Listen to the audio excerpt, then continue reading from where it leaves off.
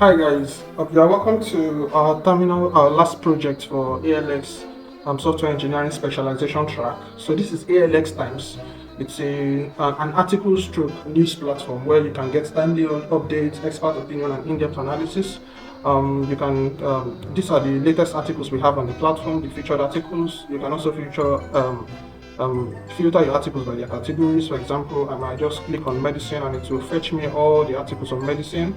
So I can go to the second page and it will fetch me that one as well. So this is the pagination. We have the featured posts. We also have the latest post as well.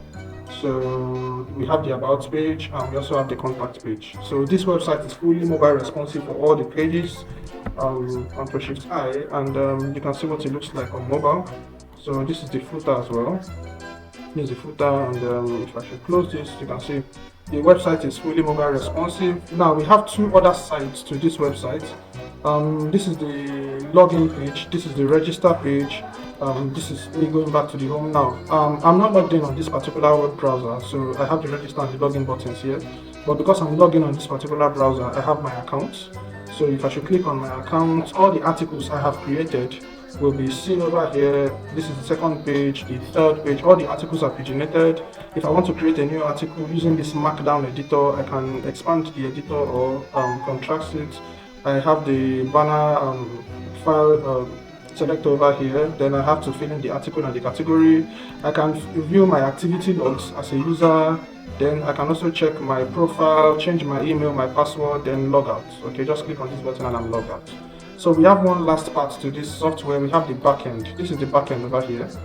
So the backend is where you can view the users you have in the system, the articles you have in the system, and the user activity. So the backend is hosted on Python Anywhere. The front end is hosted on Netlify. So for this one over here, this is where you can manage the data you have on the site basically. And this is the backend also responsible for the user authentication, which we are using JSON Web Tokens, JWT. So that is basically it for the application. Go back to home. We also have the search functionality. If you click on this, you might want to search for maybe defense, and you can see it will filter all the articles we have in the system based on this search term over here. It will look for both the category and the description of the title. So, and the data is paginated as well. So that is basically it. Well, thank you very much for taking your time to watch. Bye for now.